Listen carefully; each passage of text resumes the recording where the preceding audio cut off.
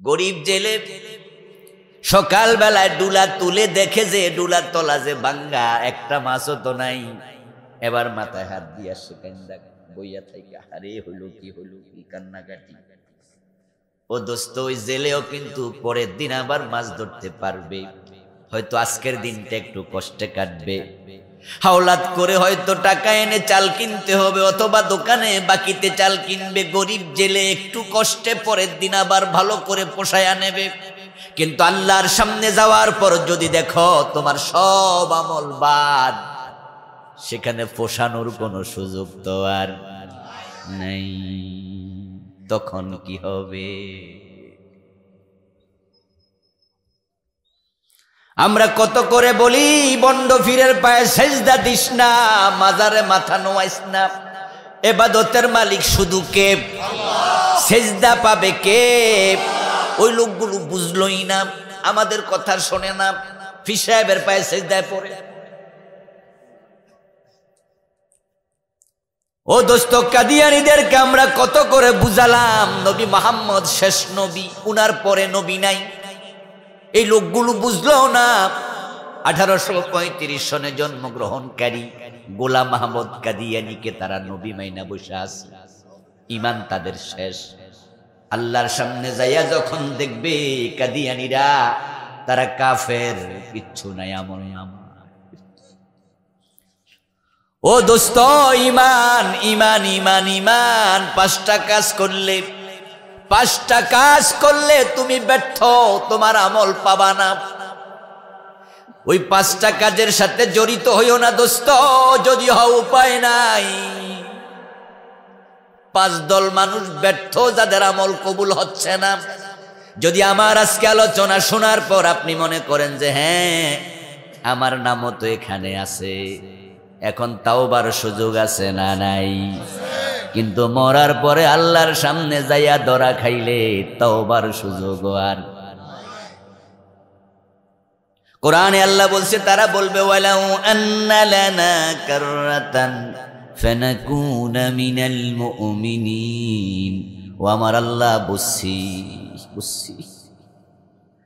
গর্দান থেকে আল্লাহ আমলনামা বের করে দেখাবে, দেখ বান্দা তুই যে নামাজ পড়ছস কথা কিন্তু ঠিক, তবে তুই অমুক মাসের অমুক দিন অমুক তারিখ অমুকটা এতটা বাজে ওই ফিরের মাঝ পায়ে সেজদা দিছিলি, এর জন্য তোর ইমানটা গেছে গা। তুই এটা কেন করলি? তুই তো মুশরিক। এবার সে বলবে আল্লাহ পীরের পায়ে সেজদা দিল দে ইমান যায়, আমি তো জানতাম না। হুজুররা কইছিল, তবে আমার পীর সাহেব কইছে এটা শরীয়তের মৌলবীরা বোঝে না। পীরের পায়ে সেজদা দেয়া শরীয়তে জায়েজ নাই, তরিকতে জায়েজ। এটা নাকি তাজিমি সেজদা। এই যে ভণ্ড পীরের হাতে বায়াত হইয়া ইমান হারাইছি, আমি যে মুশরিক, এখন না বুঝলাম। তুমি আমার একবারের জন্য দুনিয়ায় পাঠাও, ওয়ালাউ আন্না লানা কাররাতান আই মাররাতান ওয়াহিদা, যদি একবারের জন্য দুনিয়ায় পাঠাও, ফানাকুনা মিনাল মুমিনিন, আমি ভালো ইমানদার হয়ে তারপরে মরব, আমারে একটা বারের জন্য দুনিয়ায় পাঠাও। সে আল্লাহকে চিৎকার দিয়ে দিয়ে বলবে, আপনাদের কাছ থেকে জানতে চাই দুনিয়ায় আর পাঠানোর কোনো সম্ভাবনা আছে নাকি? সেদিন আর লাভ নাই। ওরা বলবে, এই কথাটা কোরআনে আল্লাহ বলছে, তারা বলবে। আল্লাহ যখন বলবেন এই দেখ তুই শিরিক করছস, শিরিক করলে ঈমান চলে যায়, তুই কুফর করছস, কুফর করলে ঈমান চলে যায়, তুই নেফাক করছস, নেফাক করলে ঈমান চলে যায়, তুই হারাম খাইছস, হারাম খাইলে আমল কবুল বন্ধ হয়ে যায়, তোর আমলের মাঝে বেদাত ছিল, বেদাতি হলে আমল কবুল হয় না। এই পাঁচটা বলে ফেলেছি সংক্ষেপে। কুফর করলে ঈমান শেষ, শিরিক করলে ঈমান শেষ, নেফাকে ইতিকাদি অন্তরে নেফাক থাকলে ঈমান শেষ, হারাম খাইলে আমল শেষ, বেদাতি হলে আমল কবুল হওয়া বন্ধ। তুই এগুলো কেন করলি? এই শিরিকটা তুই কেন করলি? তখন সে আল্লাহকে বলবে, ওয়াল্লাহি রাব্বিনা মা কুন্না মুশরিকিন। ও আমার আল্লাহ, আমি শিরিক করি নাই, আমি শিরিক করি নাই। অর্থাৎ সে বুঝাবে এটা যে শিরিক আমি জানতাম না। হুজুর বলছে কেউ ফিরে না খালি হাতে খাজা বাবার দরবারে। তাই তো আমি খাজা বাবার কাছে যাই একটা ছেলে চাইছিলাম, এ হুজুরে কইছিল খাজা বাবার দরবারে কেউ খালি হাতে ফিরে না। এমন কথা বলার হুজুর বাংলাদেশে আছে না নাই? হেলিকপ্টারে সইরাও নাকি আই আল্লাহর দন রাসূলকে দিয়া আল্লাহ গেছে গায়েব হইয়া। রাসূলের দন খাজা লইয়া শুইয়া আছে আজমিরে, কেউ ফিরে না খালি হাতে খাজা তোমার দরবারে। আস্তাগফিরুল্লাহ, নাউযুবিল্লাহ। মোরা পীরের কাছে ছেলে চাওয়ার জন্য যায়, মেয়ে চাওয়ার জন্য যায়, অথচ ছেলে মেয়ে দেয়ার মালিক কে? ও আল্লাহ, আমি জানতাম না এটা যে শিরিক। ওয়াল্লাহি রাব্বিনা, ও আমার আল্লাহ তুমি আমার রব, তোমার কসম। কোরআনের আয়াত। সে বলবে আখিরাতের বিষয়গুলো ফকফকা স্পষ্ট। কবর কেমন হবে, কবরে প্রশ্ন কয়টা হবে, প্রশ্নের জবাব কি হবে, হাসর কেমন হবে, ফুলসেরাত কেমন হবে, মিজান কেমন হবে, হাউজে কাউসার কেমন হবে, সব আলোচনা, জান্নাত জাহান্নাম কেমন, সব কোরআন হাদিসে আছে না নাই? সব আছে। এজন্য আখিরাত জানার জন্য মরা লাগে না, কোরআন হাদিস পড়লেই হয়। আমি একটি বই লিখছি আখিরাত নিয়ে, আমার লেখা মোট 8টা বই। এটা হলো ওহিরানায় পরকাল। আমি এক বইতে 500-র উপরে হাদিস আনছি, শুধু পরকাল। আয়াত আনছি 550। তো যদি এক বিষয়ে আপনি 500 হাদিস, 550 আয়াত থাকে, তো কোনটা বাদ দিছে আল্লাহ, কোনটা বাদ দিছে রাসূল, সবই তো বলে দিচ্ছে। কবরের প্রশ্ন হবে মান রাব্বুকা, জবাব হবে রাব্বি আল্লাহ। এটা আমরা বানায়া কই না, হাদিসে আছে। ও বেটা বলবে আল্লাহি রাব্বিনা মা কুন্না মুশরিকিন, ও আল্লাহ তোমার কসম আমি শিরিক করি না, আমরা মুশরিক না। আল্লাহ বলবে তাহলে ফিরের পায়ে যে সেজদা দিছিলি এটা কিতা? তখন বলবা আল্লাহ হুজুর কইছে এটা সেজদায়ে তাজিমি। আসলে হুজুর যে ভুল কইছে এটা তো বুঝি নাই। তাহলে যে পীরের কাছে ছেলে মেয়ে চাইলি এটা তো শিরিক ছিল। বলবা আল্লাহ ওই তো হুজুর কইছে কেউ ফিরে না খালি হাতে খাজা বাবার দরবারে। এইটা যে একটা ফাউল টক, এটা বাজে কথা, এটা যে শিরিক আমি তো জানতাম না। তাই তুমি আমার একবার দুনিয়া পাঠাও, আমি ভালো হয়ে যাব। আমার দোস্ত আপনাদের কাছে একটু জানতে চাইব, না যাই না বিষ খাইলে সমস্যা আছে না নাই? আপনি কইবেন আল্লাহ জানি না, আল্লাহ কব জান্নাতে যাও। এত সোজা বুঝি? জানা নফল না ফরজ? এলেম শিখা নফল না ফরজ? এলেম শিখা মানিয়ে তো জানা, এটা তো আল্লাহর প্রথম অর্ডার। ইকরা বিসমি রাব্বিকাল্লাযী খালাক, বড় রবের নামে যিনি সৃষ্টিকারী। তলাবুল ইলমি ফরিদা আলা কুল্লি মুসলিম, সকল মুসলমানের উপরে ইলম শিখা ফরজ। কোন ইলম? মৌলিক ইলম। মৌলিক ইলম যা ফরজ, যা হারাম, যা ওয়াজিব, যা মাকরুহে তাহরিমি, যা করলে ঈমান চলে যায়, এগুলো শিখতেই হবে। না শিখলে উপায় নাই, ঈমান চলে যাবে। যখন লোকটা আল্লাহর সামনে বারবার বলবে ওয়ালাউ আন্না লানা কাররাতান, একবারের জন্য পাঠাও, একবারের জন্য পাঠাও আল্লাহ দুনিয়ায়, আমি ভালো হয়ে যাব। আল্লাহ ফেরেশতাদেরকে বলবে খুদুহু ফাগুল্লুহু সুম্মাল জাহিম সাল্লু, ও ফেরেশতারা তারে ধর, খুদুহু তারে ধর, ফাগুল্লুহু তার হাতের মাঝে হাত করা পরা, জাহান্নামের ডান্ডা বেড়ি পরা, গলার মাঝে বেড়ি পড়ায়া দে। সুম্মাল জাহিম সাল্লুহু, তারপরে তার জাহান্নামের মাঝখানে ফেলে দে। ও দোস্ত, সেদিন কেঁদে লাভ নাই। কিন্তু আমার আলোচনা আজকে শুনে যদি আপনি বোঝেন যে হায় রে আমিও তো ধরা খাইছি, এখনো তাওবার দরজা খোলা আছে না নাই? তাই ওয়াজটা মন দিয়ে শুনবেন, নিজেকে খুঁজবেন, আত্মসমালোচনা করবেন। আয়নার সামনে দাঁড়ালে আয়না যেমন কোন জায়গায় কালো তিল আছে, কালো দাগ আছে, দাঁতের মাঝে কোনায় ময়লা জমে আছে, মুখগুলো একটু অসুন্দর হয়ে আছে, ও দোস্ত আয়না আপনারে দেখায়া দেয় তোমার চেহারার প্রবলেম কোথায়। কোরআন হাদিসের সামনে দাঁড়াইলে ইমানের দোষ দেখা যায়। এ কোরআন হাদিস হচ্ছে আপনার জন্য আমার জন্য আয়না। 5টি অপরাধের সাথে যারা জড়িত আছেন তারা আজকে তওবা করবেন। আল্লাহ এত ভালো, তিনি এত মহান, তিনি চান বান্দা তওবা করে ফিরে আসুক। বান্দা যখন তওবা করে আগে কত গুনাহ ছিল আল্লাহর হিসাব করে না, সব একসাথে মাফ করে দেয়। এই যে মোবাইল, আপনাদের হাতেও তো মোবাইল আছে, এই মোবাইলের মাঝে 1000 নাম্বার 2000 নাম্বার সেভ করা যায় না? আরো করা যায়। এমন কিছু অপশন আছে, লেখা আছে অল ডিলেট, অ্যাক্টিভ দিলে কিন্তু 1000 একসাথে। আচ্ছা, দুনিয়ার মানুষ যদি এমন কিছু বানাইতে পারে যে 100 পৃষ্ঠা 500 পৃষ্ঠার লেখা, 1000 পৃষ্ঠার লেখা আছে অল ডিলেট, টিপ দাও শেষ। আমার আল্লাহর ক্ষমতা আরো বেশি, তিনি অ্যাক্টিভে সব মাফ করে দেন। প্রিয় নবীজি বলছেন, আত-তাইবু মিনাজ যামবি কামান লা যামবা লাহ।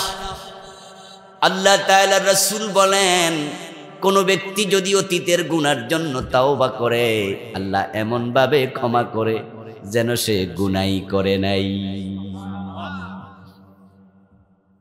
এমন ক্ষমা আমরা কেউ করতে পারবো না, আমরা পারবো না, আমাদের সে সামর্থ্য নাই।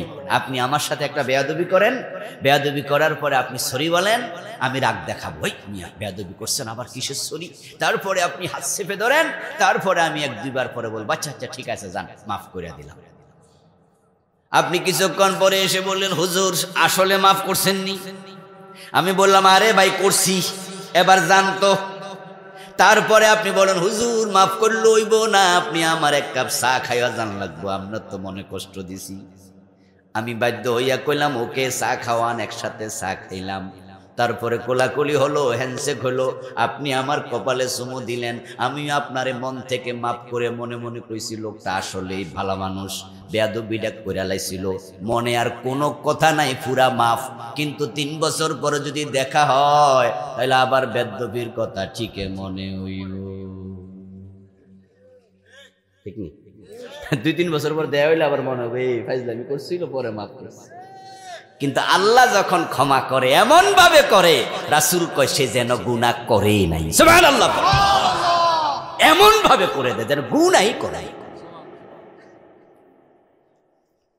আর তাওবাটা যদি একটু ভালো কইরা হয় তাহলে কোরআনে আছে আরো স্পেশাল সুযোগের কথা, ইল্লা মান তাবা ওয়া আমানা ওয়া আমিলা আমালান সালিহা ফাউলাইকা ইউবাদদিলুল্লাহু সাইয়্যাতিহিম হাসানাত ইল্লা মান তাবা। অপরাধ করার পরে যে তাওবা করবে, ইমানটা ফুক্ত করবে, এখন থেকে ভালো আমল করবে, আল্লাহ কয় যে গুনাহ ছিল শুধু ক্ষমা করব না, আমি আল্লাহ গুনাহটাকে পরিবর্তন করে সওয়াব বানায়া দেই।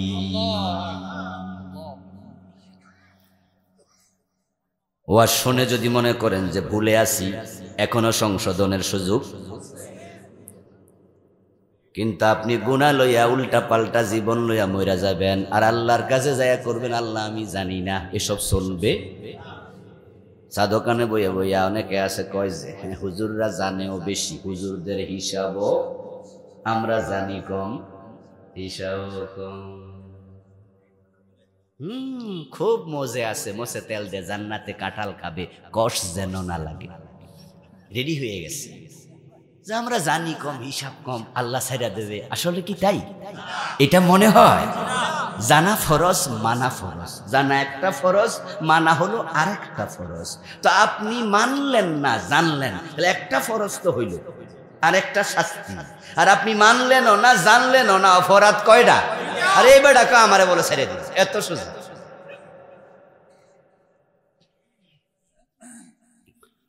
পাগলের সুখ মনে মনে, পাগলের সুখ মনে ভাবছে যে আল্লাহ ইজি জান্নাত হবে না। আসুন শুরু করি। 5টা অপরাধ। 1 নাম্বার কুফর। যারা কুফরি করবে তাদের ঈমান চলে যাবে। যেমন কাদিয়ানি, নামাজ রোজা হজ যাকাত সব ঠিক আছে, কিন্তু তারা কাফের, কারণ তারা কুফরি করেছে। কুফরি কি? আল্লাহকে অস্বীকার করা নয়, আল্লাহকে অস্বীকার করার নাম ইলহাদ। এটা হলো নাস্তিকতা, এটা জঘন্য। আসলে পৃথিবীতে নাস্তিক আছে এটা নাই খুব একটা। যারা নাস্তিক কয় এগুলো বাটফার, আসলে তারা নাস্তিক না। কারণ মানুষ আসলে নাস্তিক হতে পারে না। বিপদে পড়লে যদি নৌকা সরে লঞ্চে সরে যান, রওনা দেন, আপনি যাবেন সেন্ট মার্টিন দেখার জন্য, টেকনাফ থেকে উঠছেন লঞ্চে, একবারে মাঝামাঝি যায় লঞ্চ ডুবা যায়, তাহলে দেখবেন হিন্দু বৌদ্ধ খ্রিস্টান মুসলমান নাস্তিক যারা আছে সবাই আল্লাহরে ডরে ডাকা শুরু করে, ঠেলায় ফইরা সবাই আস্তিক হইয়া যায়। হিন্দুরা অসংখ্য দেবতায় বিশ্বাসী, তাদের বিয়ে দরকার, বিয়ে হয় না, তখন তারা ডাকে শিবকে, শিবলিঙ্গের পূজা করে, শিবের পূজা করে।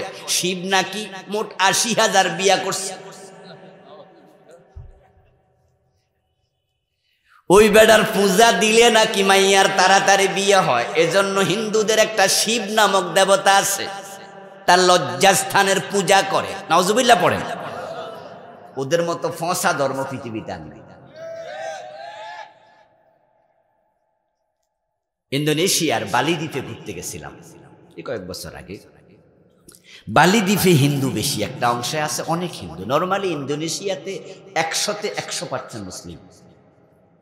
100-তে 100% কেন বলে? হিন্দু থাকলে এত কম যেটা পার্সেন্টেজে আর আসে না, আসে কম।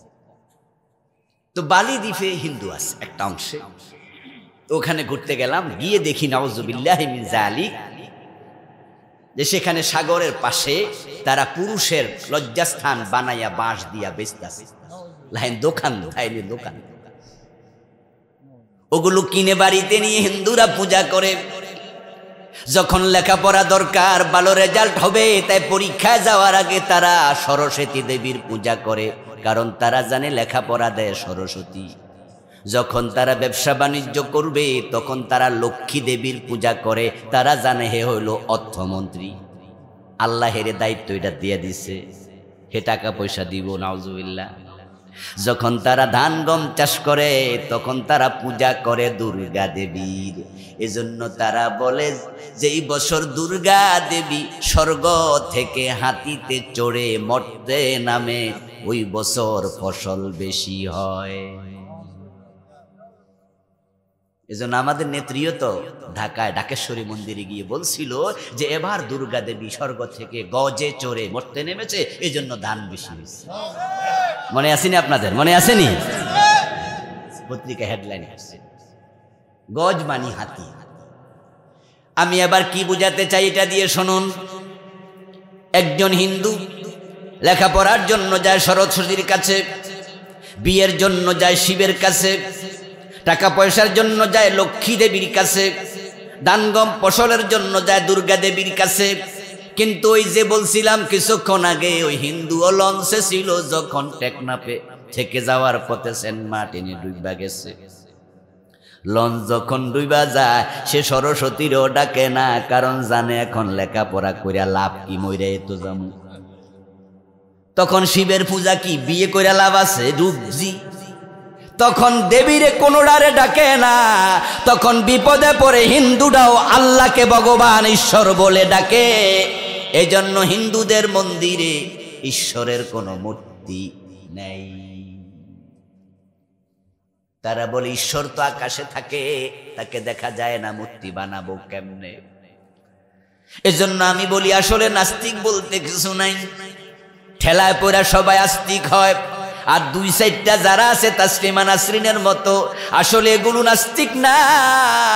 যদি তাসলিমা নাসরিন নাস্তিক হতো, সে সকল ধর্মের বিরুদ্ধে কথা বলতো, কিন্তু দেখবেন তার লেখা ইসলামের বিরুদ্ধে ছাড়া আর কোনো লেখা পাওয়া যায় না।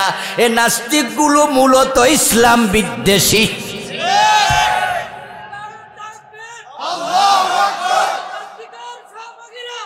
প্রিয় ভাই,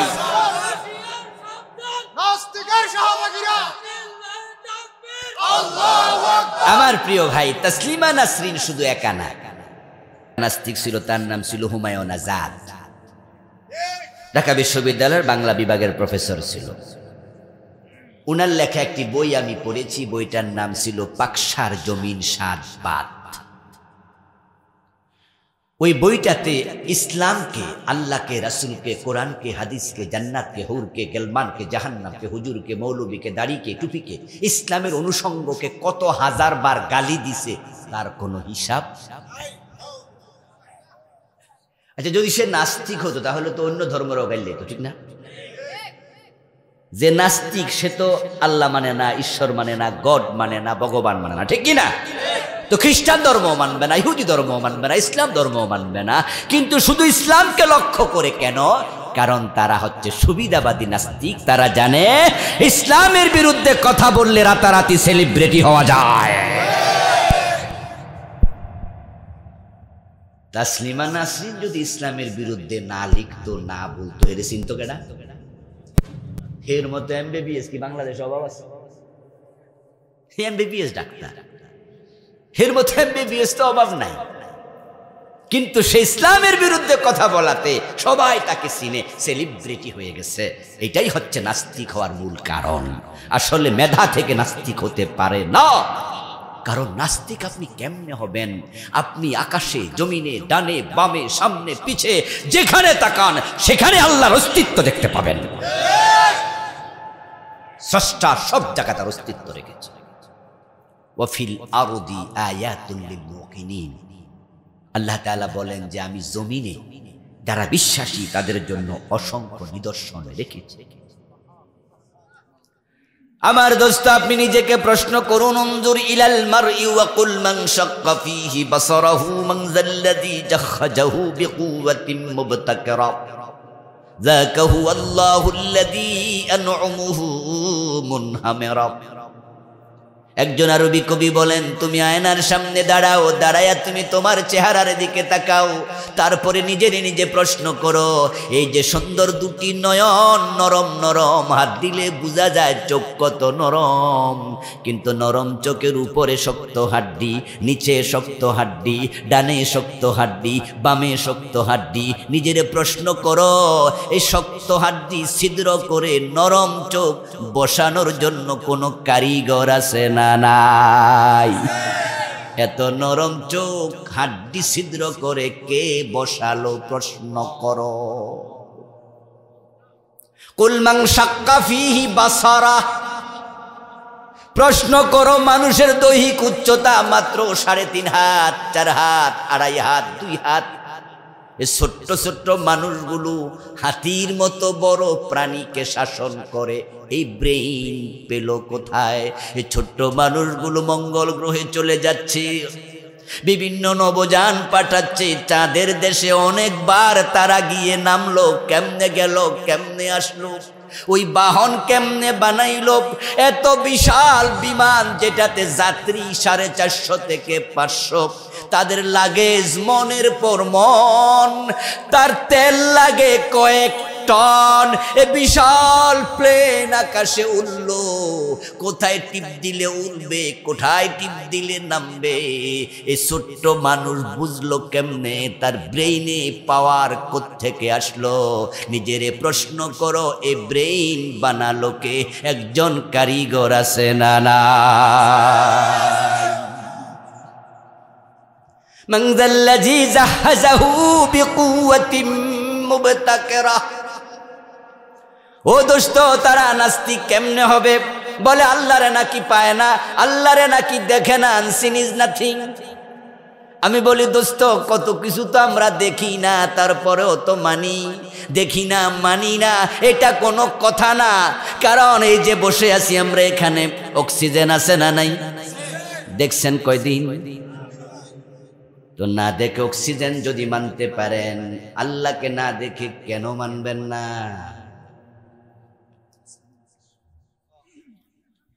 এগুলো হইল কেমনে? জবাব দে নিজে নিজে, এমনে এমনে। আরে কয় কি পাগলে? হাতের গড়ি হয়েছে একা একা না কারিগর আছে? পায়ের জুতা, মাথার টুপি, উপরের সামিয়ানা, নিচের বিছানা, পকেটের মানি ব্যাগ, তোমার হাতের মোবাইল, সামনের মাইক।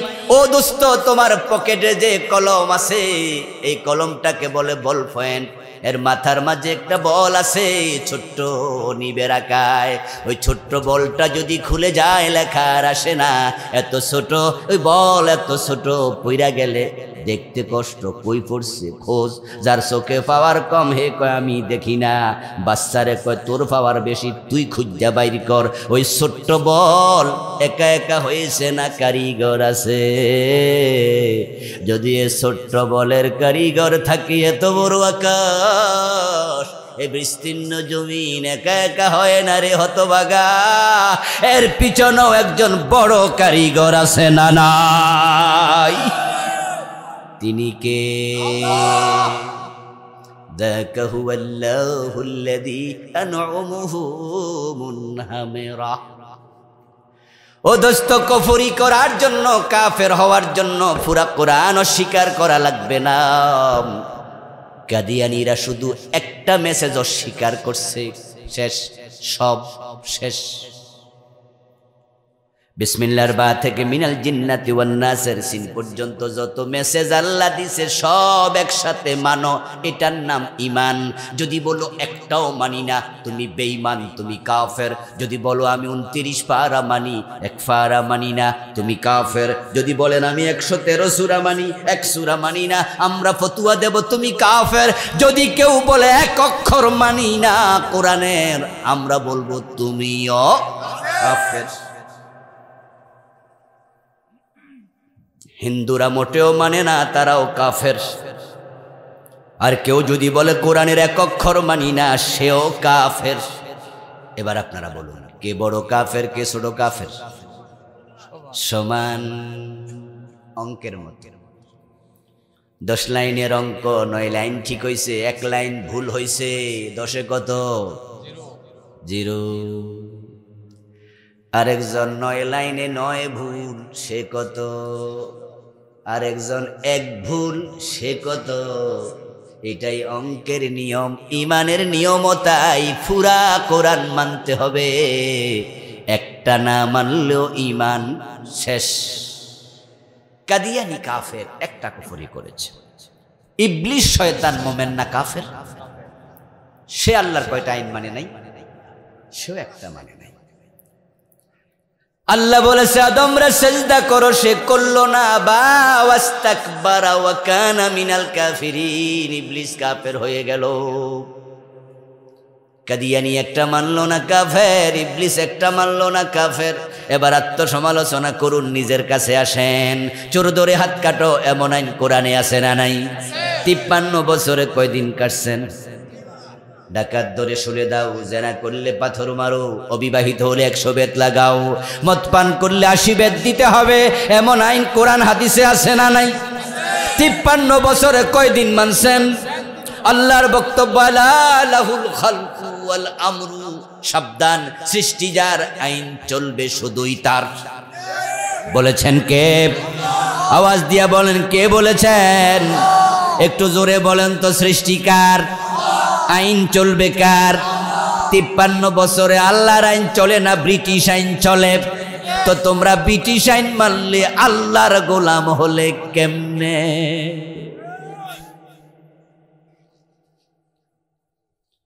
কাদিয়ানী মানল না একটা, তারা কাফের। শয়তান মানল না একটা আইন, তারা কাফের। বাংলাদেশের লোকেরা মোট কয়টা মানে না? Dozen dozen. মনে রাখবেন, সারাদিন শাশুড়ি যদি বৌমারে বদদোয়া দেয়, আল্লাহ শাশুড়ির বদদোয়া শুনে কবুল করে না। তিনি বরং তাকাইয়া দেখেন যেই কারণে বদদোয়া দিছে বউর দোষ আছে কি না। ও দোস্ত, শাশুড়ির বদদোয়া আল্লাহ শুনে বৌমারে শাস্তি দেয় না, এর কারণ আছে। কারণ হলো আল্লাহ হাকিম, তিনি ন্যায় বিচারক। তাই তিনি শাশুড়ির জন্য যেমন বউয়ের জন্য তেমন। তো যদি একটা আইন না মানলে কাদিয়ানি কাফের হয়, তোমরা ডজন ডজন মানো না, আল্লাহ তো ন্যায় বিচারক, তার কাছে তোমরা কি হবে?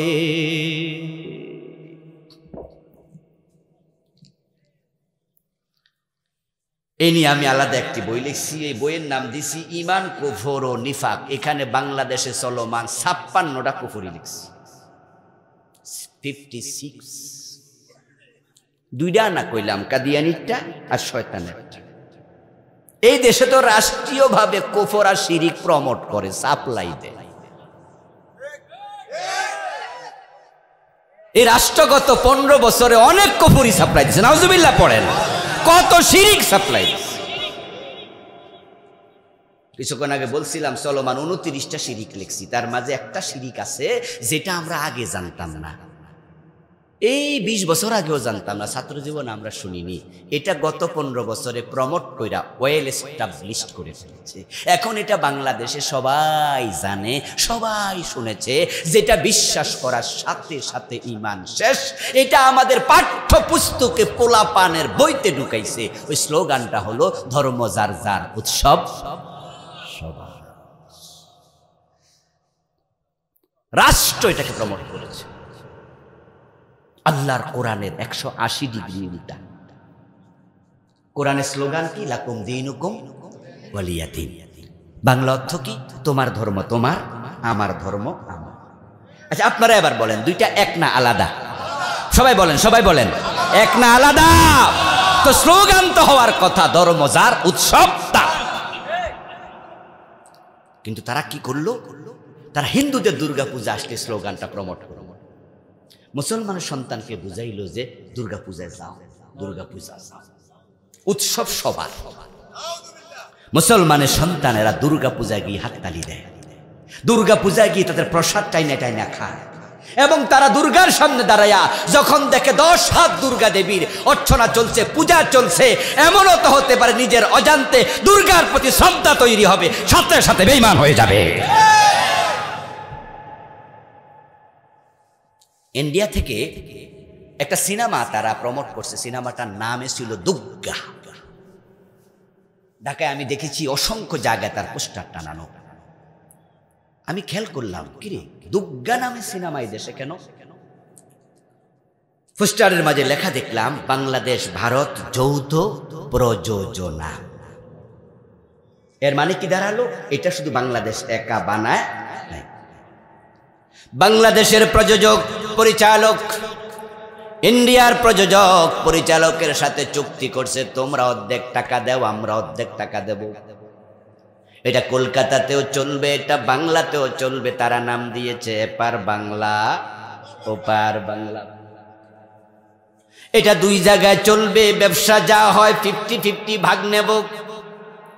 এই গত সরকার দেখেন, শুধুমাত্র বাংলাদেশের নাটক সিনেমা যথেষ্ট না ঈমান ধ্বংসের জন্য। তারা ইন্ডিয়া থেকে যৌথ প্রযোজনার চুক্তি করলো। এখন ইন্ডিয়ার ছবি যখন বাংলাদেশে ঢুকলো, প্রবলেমটা কোথায়? ঈমানের। সেটা এবার শুনুন কেমনে কুফর প্রমোট করছে রাষ্ট্রীয়ভাবে। বাংলাদেশের সিনেমার নায়ক নায়িকা যখন অভিনয় করত, নায়িকা দেখলে কবিরা গুনাহ হবে। তার চেহারা দেখা না যায়, চুল দেখা না যায়, পেট দেখা না যায়, পিঠ দেখা না যায়, বুক দেখা না যায়, নাচানাচি না যায়, সব দেখা হারাম। কিন্তু ঈমান যাবে না, তাকায়া থাকলে কবিরা গুনাহ লিখা হবে। আর বাংলা সিনেমায় যখন নায়ক নায়িকার অভিনয়ে, স্বামী স্ত্রী অভিনয় করতে যাইয়া স্বামী বউকে মারে, মায়ের খাইয়া বউ চিৎকার দিয়া কো আল্লাহ আল্লাহ আমারে বাঁচাও, আল্লাহ বলে ডাকে, দুর্গারে ডাকে না। কিন্তু তারা যখন দুর্গা দেবীর সিনেমায় দুর্গার নামে অভিনয় করেছে, তারা সেখানে নিশ্চয়ই দেখাইছে দুর্গার 10 হাতে 10 ক্ষমতা।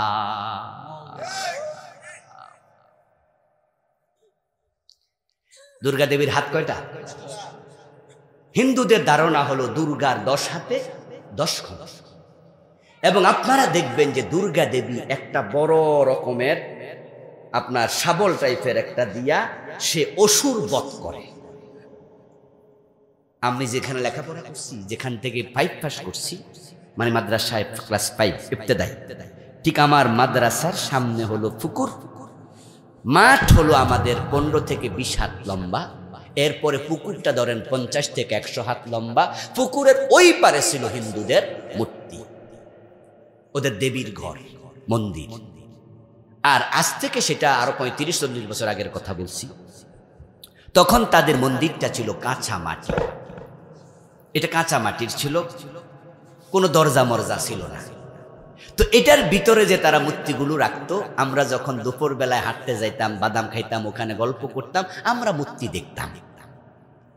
এই জন্য দুর্গা মূর্তির 10 হাত আমরা দেখেছি, তার হাতের মাঝে বড় একটা অস্ত্র দেখেছি, অসুরকে বধ করতে দেখেছি।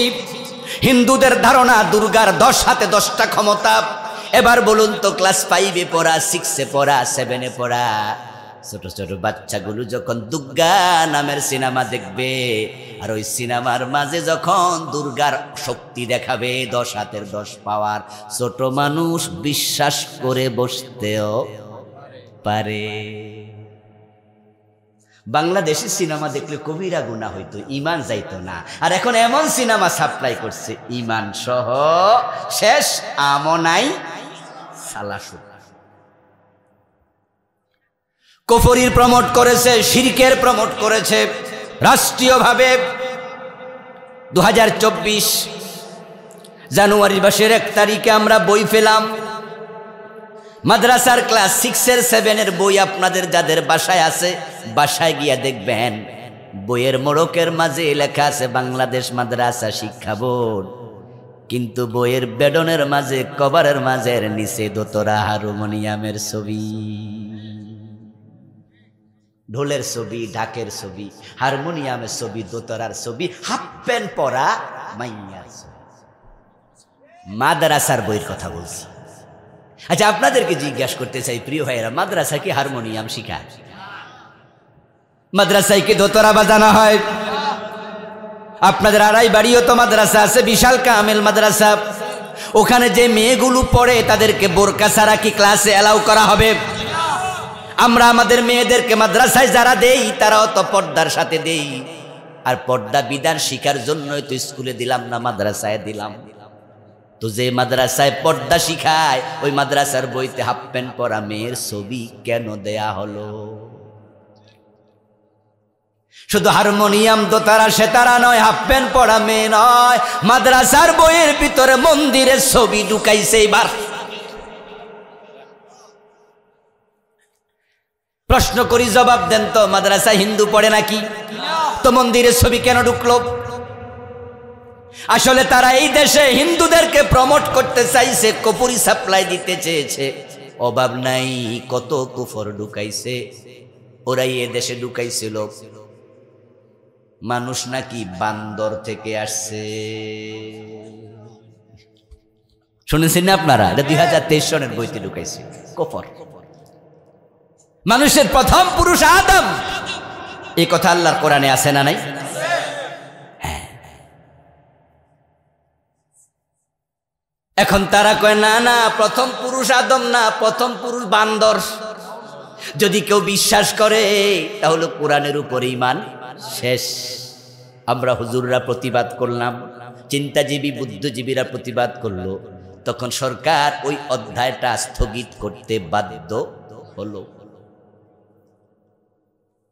এবার 2024-এর বইতে হঠাৎ করে ক্লাস 6-এ দেখি আরেক কুফরি ঢুকাইছে। ওইটা হলো শরীফ শরীফার গল্প।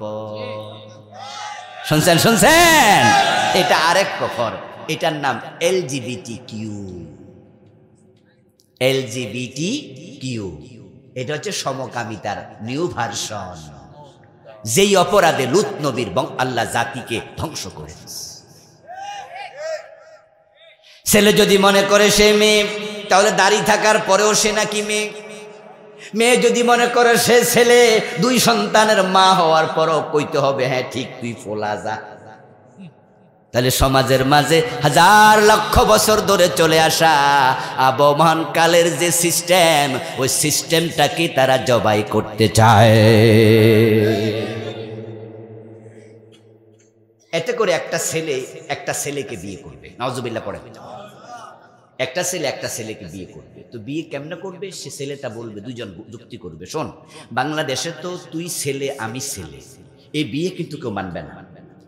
একটা মেয়ে একটা মেয়েকে বিয়ে করতে চায়, বলবে যে তুইও মেয়ে আমিও মেয়ে, এটা কিন্তু দেশে মানবে না। এটা কাজ কর, তুই কইবি যে এখন থেকে আমি মেয়ে না আমি ছেলে। তাহলে এবার ছেলে মেয়ের বিয়ে হলো।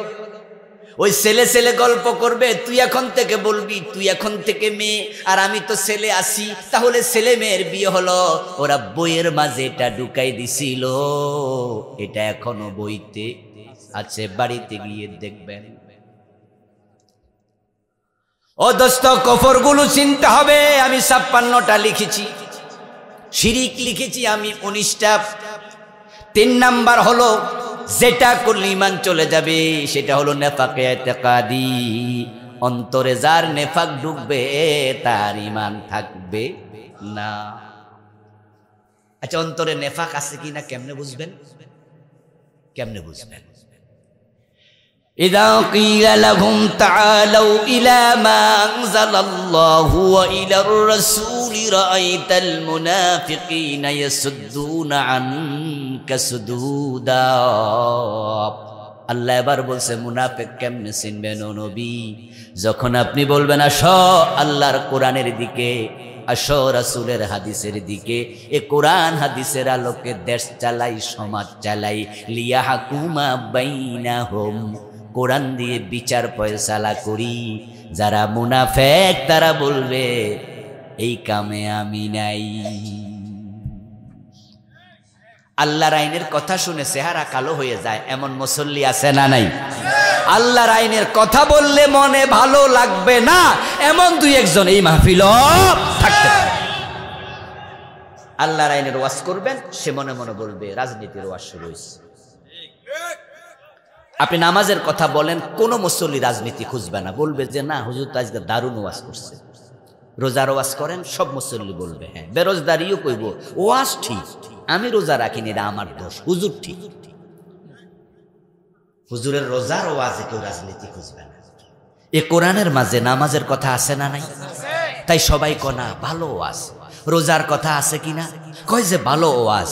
যখনই আল্লাহর আইনের কথা আসলো তখন কয় ওই হুজুর মনে কোনো দল করে, হুজুর অমুক দলের পক্ষে ওয়াজ করে। এবার বলুন তো আল্লাহর আইনের কথা কোরআনে আছে না নাই? তা আপনার যে ভালো লাগলো না, আল্লাহ কয় আপনি মুনাফিক।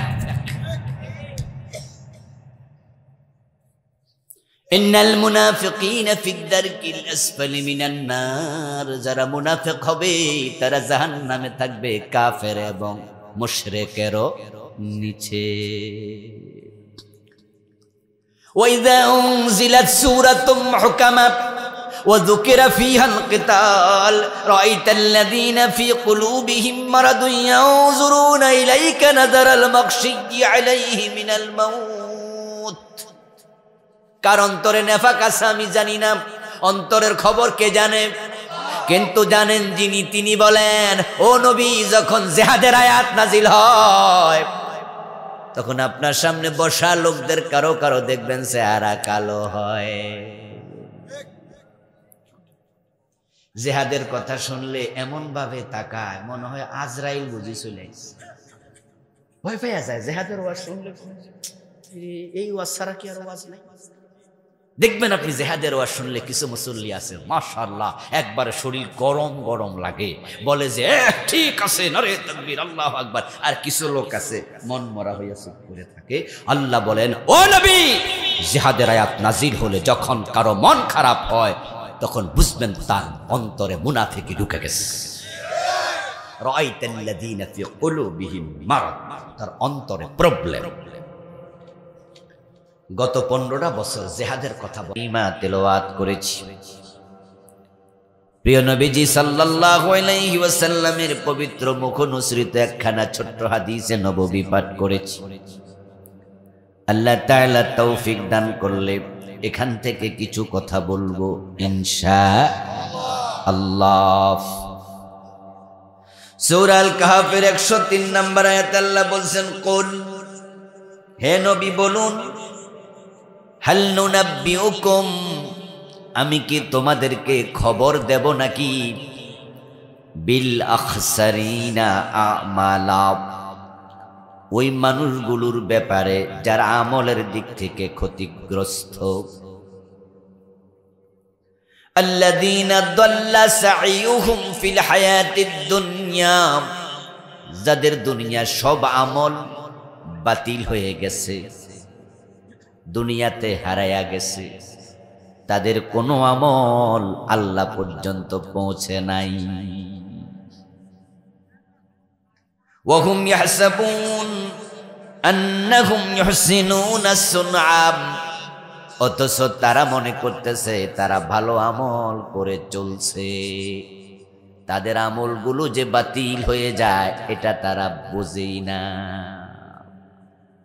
হে নবী, আপনি বলুন উম্মতকে, এমন মানুষের খবর তোমাদের দেব নাকি? এই আয়াতে কারিমা রাসূল সাল্লাল্লাহু আলাইহি ওয়াসাল্লামের উপর নাজিল হলো আজ থেকে 1450 বছর আগে, সাহাবাদের যুগে। ওই সময় যদি আমল করার পরও কবুল না হয় এমন মানুষ থাকে, আজকের যুগে এ জাতীয় মানুষ কমেছে না বেড়েছে? এমন মানুষ আমাদের মাঝেও থাকার সম্ভাবনা আছে না নাই? আমল করে কিন্তু আমল বাতিল।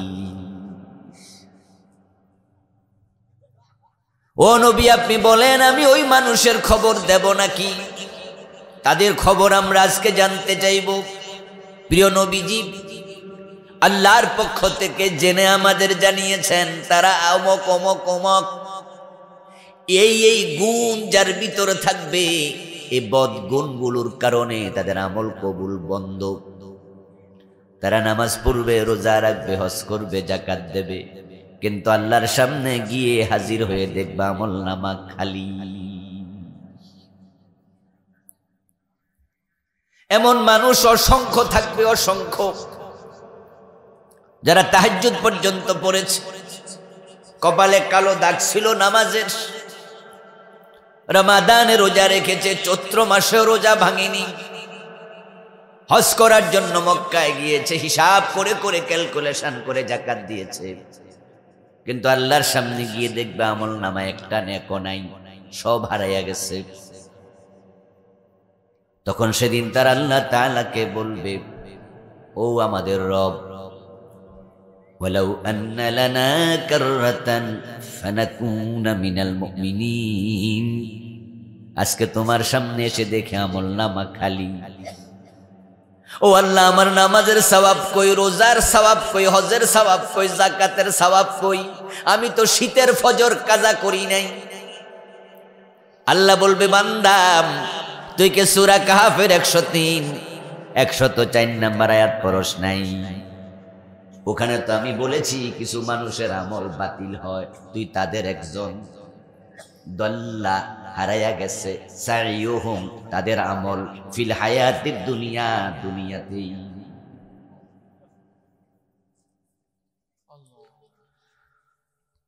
তখন সে বলবে, আল্লাহ কোন কারণে?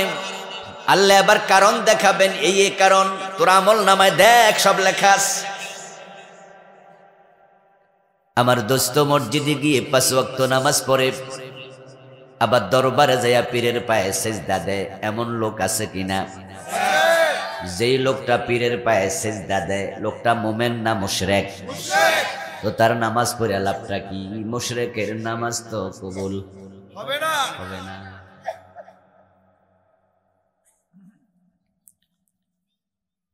ও দোস্ত, গোলাম আহমদ কাদিয়ানকে যারা নবী মানে, যাদেরকে আমরা বলি কাদিয়ানি, যারা কাদিয়ানি তারা মুমিন না কাফের? অথচ তাদের মসজিদ আছে না নাই? তারা কি আজান দেয় না? নামাজ পড়ে না? তো কাদিয়ানি নামাজ পড়লো লাভটা কি? ইমানটাই তো নাই। সবার ভালো কাজ আল্লাহর কাছে যায় না, কত মানুষের ভালো কাজ আল্লাহ ফেলে দেয়। আপনাদের কসবা বাজারে কোন হিন্দু ভিক্ষুক যদি মুসলমানের দোকানে ভিক্ষা চায়, মুসলমান কি হিন্দুকে ভিক্ষা দেয় না? আবার হিন্দুর দোকানে মুসলমান গেলে কি হিন্দু ভিক্ষা দেয় না? একজন হিন্দু 10 টাকা ভিক্ষা দিল, তার আমলনামায় সওয়াব হয়েছে কয় টাকার? তো ভিক্ষা দেয়া কি সওয়াবের কাজ না? এটা কি বদ আমল না নেক আমল? তো হিন্দুও তো নেক আমল করলো, সওয়াব কই? তাহলে এতে বোঝা যায় শুধু আমল করলে হবে না, বুঝা শুনে আমল করা লাগে।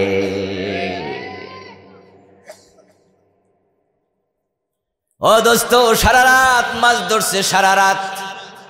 আগে বর্ষাকালে আমাদের সময় যারা আছে তারা জানবে, আগে তো প্রতি বছরই একবার বন্যা হইতো। তখন দেখা যেত বন্যার সময় আমাদের খালের মাঝে মাছ ধরার জন্য কিছু জাল ছিল, যে জালগুলো এভাবে রাখতো, পিছনে চাপ দিলে এইভাবে। কি জাল? কি নাম? আমাদের কুমিল্লা 14 গ্রাম অঞ্চলে বলে ভেয়াল জাল, আর আপনাদের এলাকায় বলে ধর্ম জাল। আচ্ছা, ধর্ম হোক আর অধর্ম হোক অসুবিধা নাই, চিনলে হইল।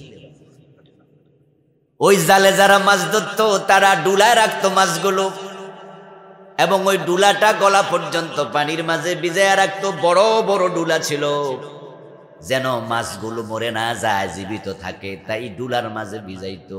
কারণ তাজা মাছের মূল্য একটু বেশি, তারা তো সকালে বিক্রি করবে। এখন এক জেলে সারা রাত মাছ ধরছে, কিন্তু ডুলার যে তলা ছিদ্র, ওই জেলে এটা খেয়াল করে নাই। সারা দৌড়া দৌড়া মাছ রাখছে। সকাল বেলায় যখন টান মারছে, কয়টা আছে? শেষ।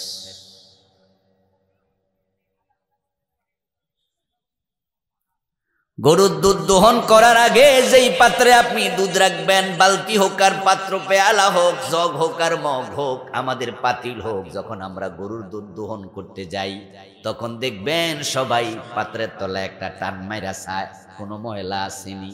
কারণ জানে দুধ বড় ভালো জিনিস, কিন্তু ময়লার মাঝে ফেললে এটা আর খাওয়া যাবে না।